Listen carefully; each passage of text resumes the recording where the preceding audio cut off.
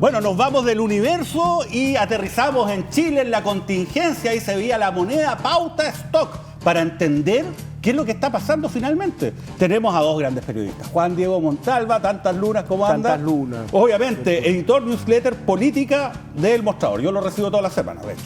Y Andrés Almeida, editor general de Interferencia.cl, al cual yo también estoy suscrito. Así que me siento vinculado a ustedes dos para poder conversar y entender además cuál es la dinámica de la política nacional, sobre todo respecto de las presidenciales. Este tema ya está desatado y una de las cosas que se desató fue precisamente la candidatura presidencial de Carolina Toá. Y veamos este titular. Fíjese. Cadem, Toá sube a 10% en la intención de voto y queda en cuarto lugar, tras Kast, Kaiser y Matei. Tras comunicar su renuncia y anunciar su candidatura presidencial, la exministra del Interior evidenció una alza de 7 puntos en un mes, posicionándose hasta ahora como la principal carta del oficialismo rumbo a la moneda. Pese a ello, ponerla en una eventual primaria con el alcalde de Maipú, Tomás Bodanovich, perdería esto en la tercera. Oye, bueno, ¿cómo han visto esta salida, ¿no?, desde el Ministerio del Interior y Seguridad Pública, jefa de gabinete del gobierno, al papel de candidata? ¿Y este número representa algo en principio significativo? Yo tengo la opinión de que por lo menos se evitó el síndrome Narváez. O sea, era algo que conversamos la semana pasada, que podía ser que ella saliera, digamos, como un gran parto de los montes y finalmente no tuviera ningún tipo de respaldo. Y la manera indirecta, en la manera que Bachelet le transfiere cierto carisma, no funcionase como no funcionó con Paula Narváez. Yo creo que eso es por lo menos ese factor se despejó. No ocurrió el síndrome Narváez. Agarró cierta parte de aquellas personas que estaban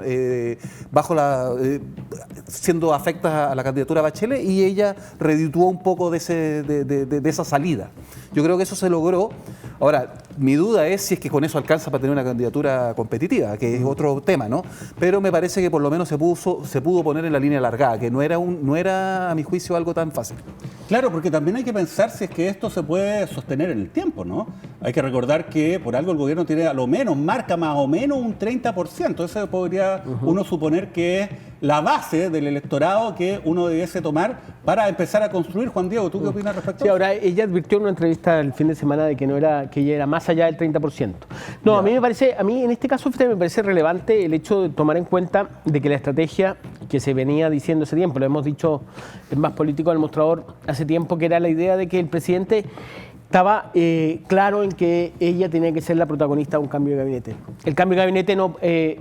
entendamos, hay varias cosas que tiene que todavía el presidente aclarar en su gabinete. Tiene obviamente un problema en defensa que es serio, tiene que nombrar un ministro de seguridad, tiene el tema de Jara, de la posibilidad de que la ministra de Trabajo sea candidata. Todo eso que estaba en el aire, él no lo ha resuelto aún, pero siempre tuvo claro que si Carolina Toá salía del gabinete iba a ser sola y ella iba a ser la protagonista.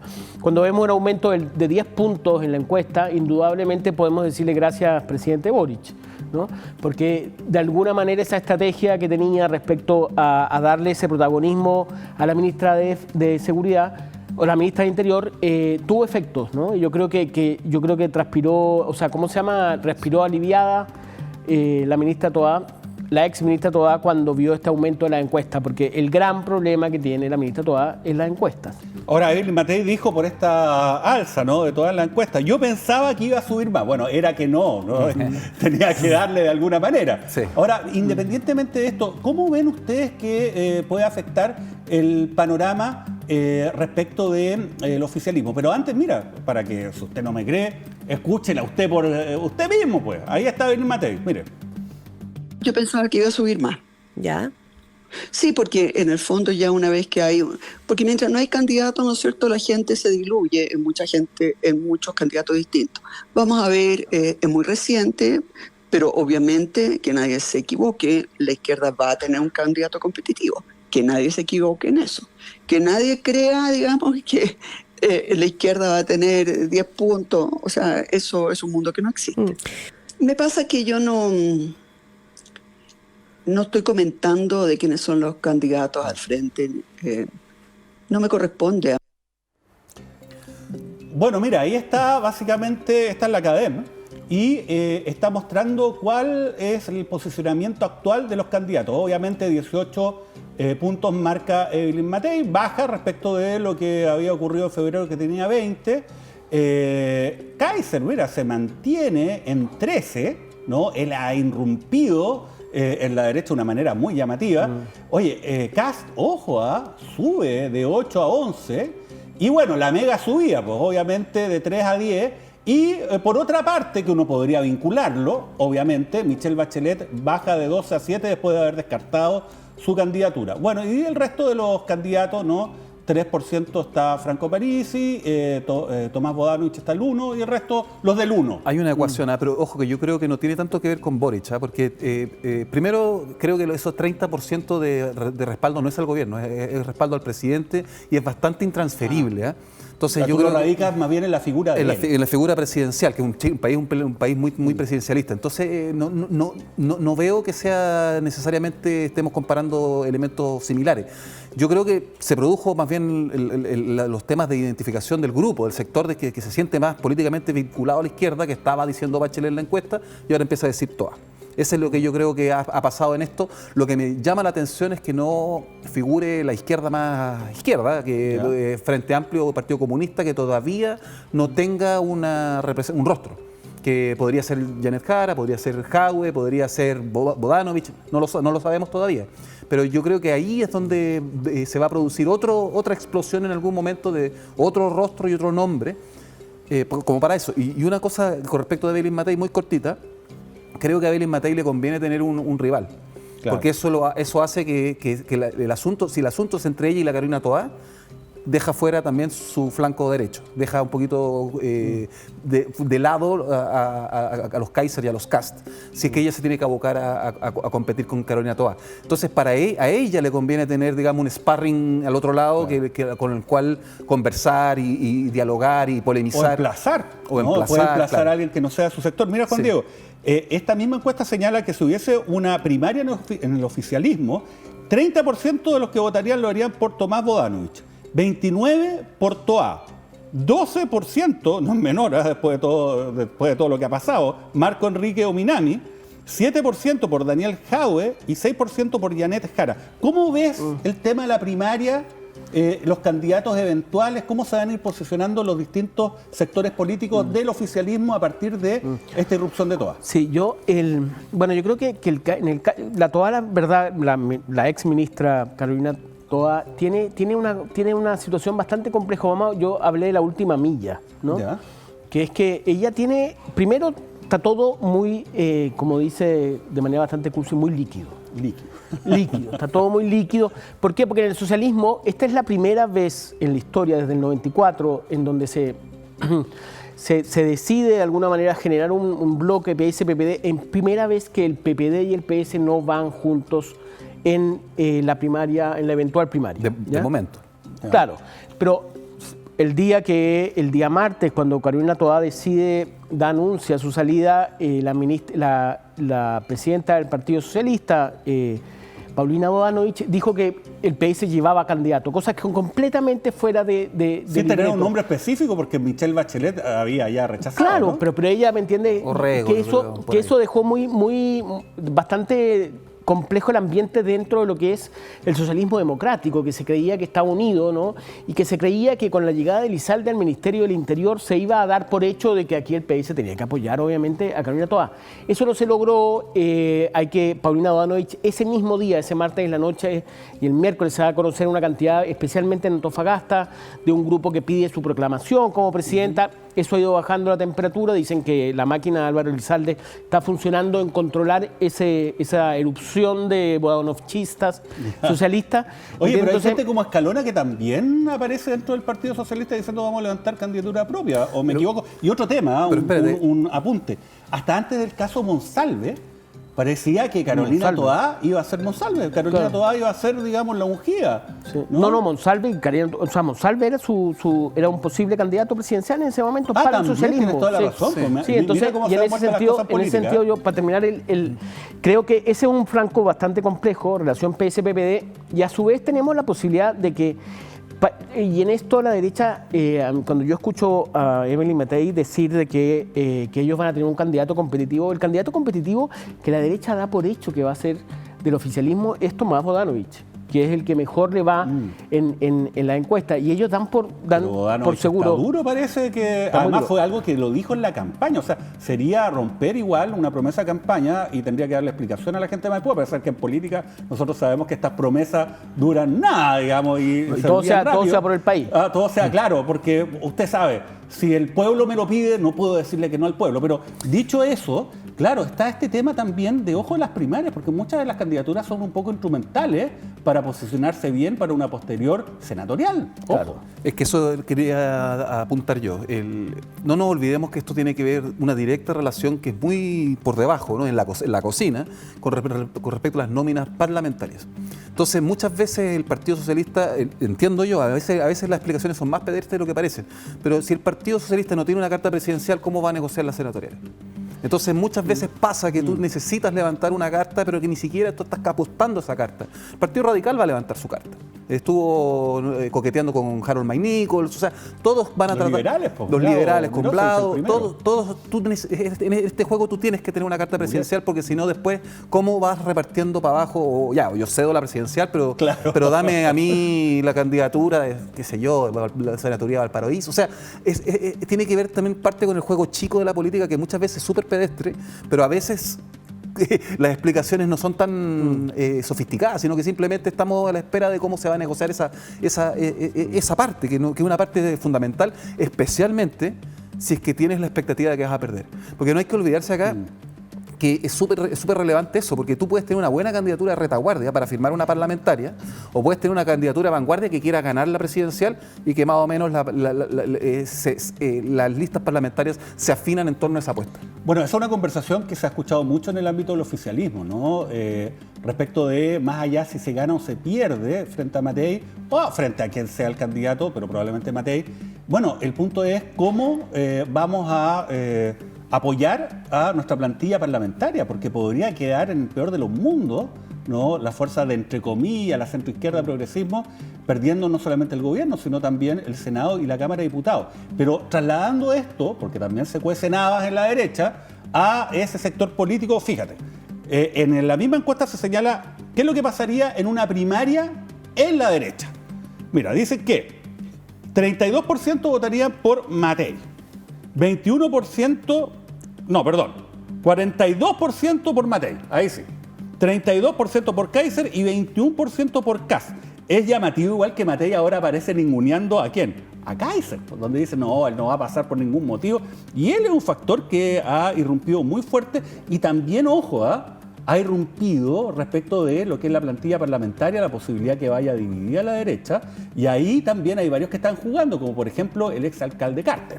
¿Cómo lo ves eso, Juan Diego? Sí, interesante en la derecha hay dos cosas aquí. Que una, primero, en la encuesta de este fin de semana hay un aumento de Kast y Kast ha endurecido su discurso de manera drástica. No olvidemos tanto su presidente de partido, que es Arturo Esquella, y José Antonio Kast. Los dos han aparecido en matinales diciendo de que ellos no tienen temor a ser enjuiciados por organismos de derechos humanos en el caso de ser presidente, porque ellos van a tener mano dura y y la frase es tal cual, si yo no puedo salir del país, no me importa, ¿me entiendes? Por la posibilidad de que sea enjuiciado por temas de derechos humanos. Los crímenes de lesa humanidad también se persiguen primero en el país. Además, no creo que sea necesario cometer crímenes de lesa humanidad para controlar la delincuencia. ¿No? Bueno, pero hay un endurecimiento indudable, evidente, tanto en Esquella, el presidente del partido, como en el líder de este sector. Y hay un aumento en la encuesta de 2 puntos. Entonces, y hoy día Kast le está hablando a Kaiser, ¿no? Que es impresionante. Era un personaje muy menor en el partido, que irrumpió con una cantidad de declaraciones misógenas, ¿te acuerdas? Que era bastante duro. Y hoy día Kast está preocupado de Kaiser, ¿no? Al punto tal de que el problema... En la derecha se ríen un poco en los sectores más tradicionales y señalando que hoy día Kast le está hablando a Kaiser, pero que además Kaiser, que lo que siempre se dijo que su candidatura presidencial, la intención era lograr una senatorial, hoy día si es superior a Kast, él no se puede bajar por una senatorial, porque si tú vas como candidato y vas punteando, ¿cómo tú te vas a bajar para ser senatorial? Entonces, y en ese evento se habla de que incluso Kast podría ir a senatorial. cosa que en Republicanos obviamente me lo desmintieron señalando de que es imposible porque él es un candidato nacional y está apoyando una cantidad de candidatos a nivel regional y si él se baja a una senatorial, primero a él no le interesa el Parlamento, sabemos que no era una persona que asistía mucho al Parlamento cuando era diputado. Sí, lo demostró cuando era diputado. Entonces, pero además tiene el problema de que tiene candidatos en regiones que tiene que él apoyar.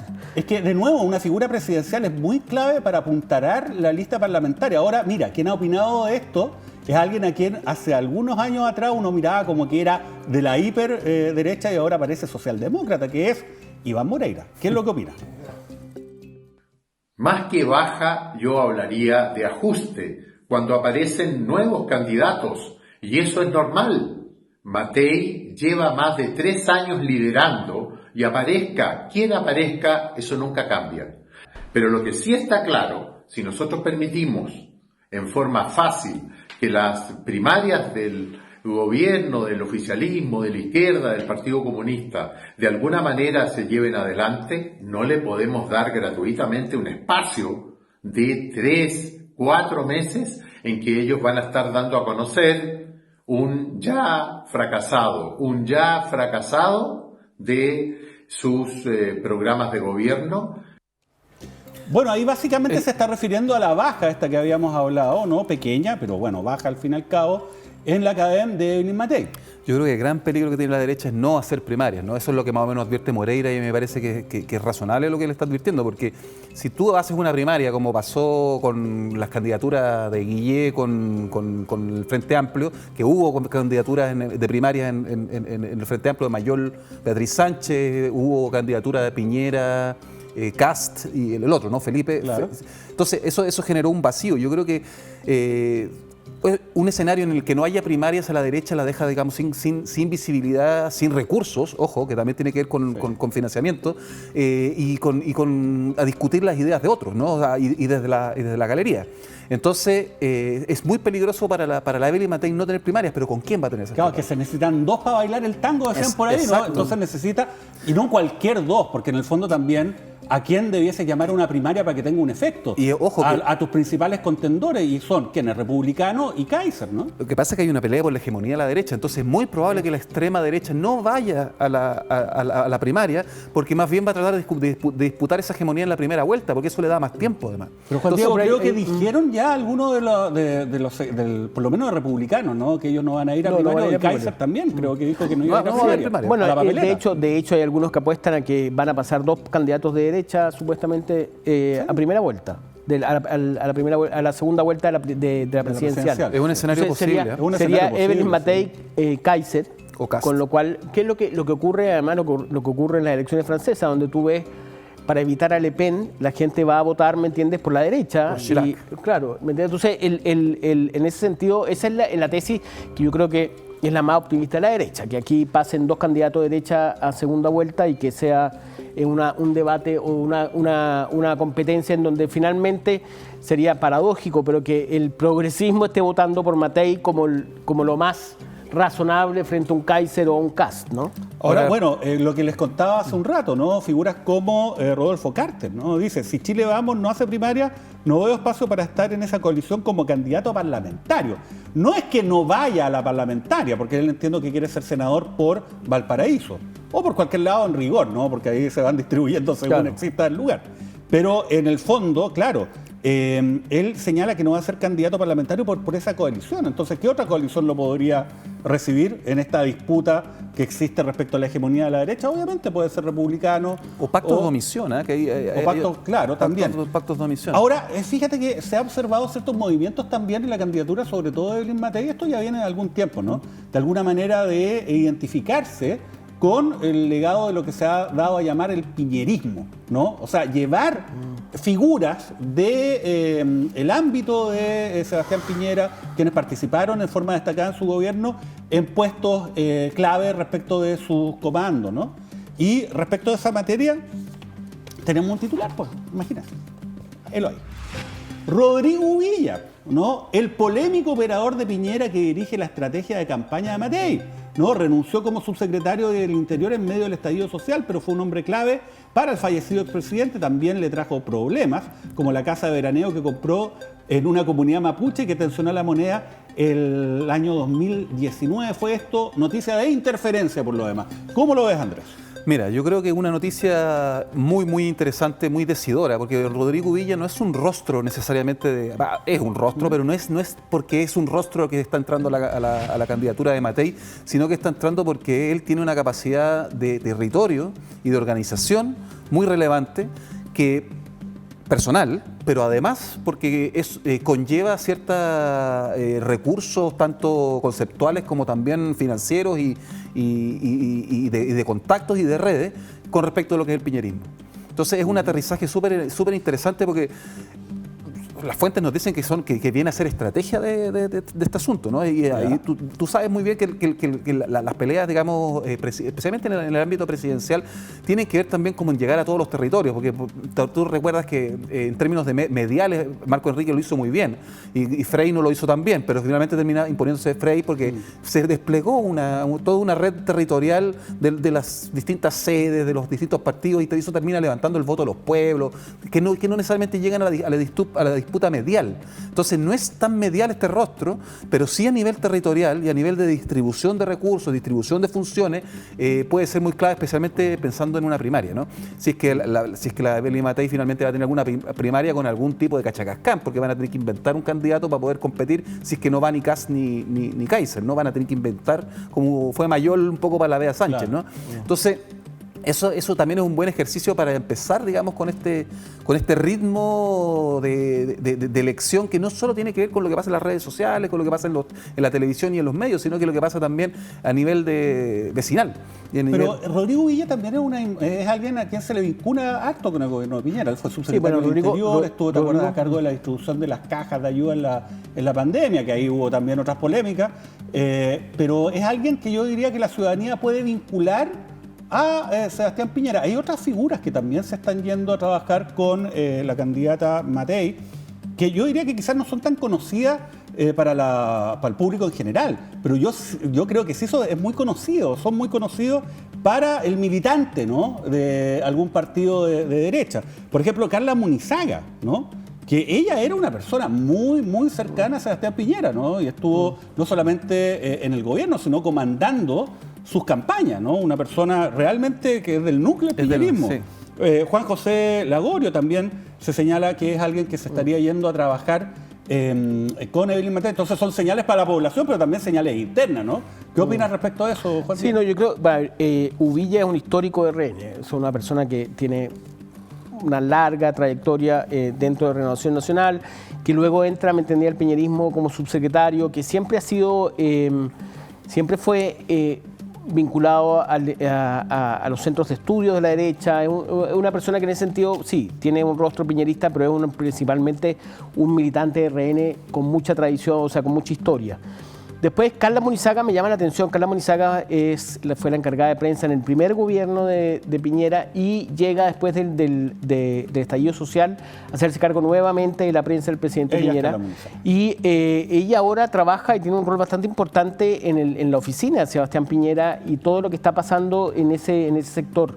Y ahí yo creo que es más relevante, o sea, es relevante Carla Munizaga. Yo no sé si es tan evidente, me cuesta creer de que ella vaya a pasar al comando a hacerse cargo de algo, dado el rol que juega hoy día en la oficina de Piñera. Lo que sí creo que es importante es que se está preparando lo que es el apoyo, el endose de la familia Piñera a la candidata Evelyn Matei. Bueno,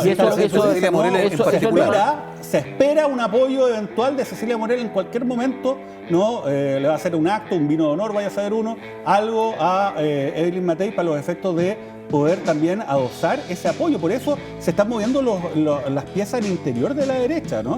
Y ese es un activo que parece que es muy importante para ese sector político. Pero de esto y mucho más vamos a seguir hablando la próxima semana porque se nos acabó el tiempo. El tiempo aquí son así. Tengo acá la oreja que me dicen ya basta.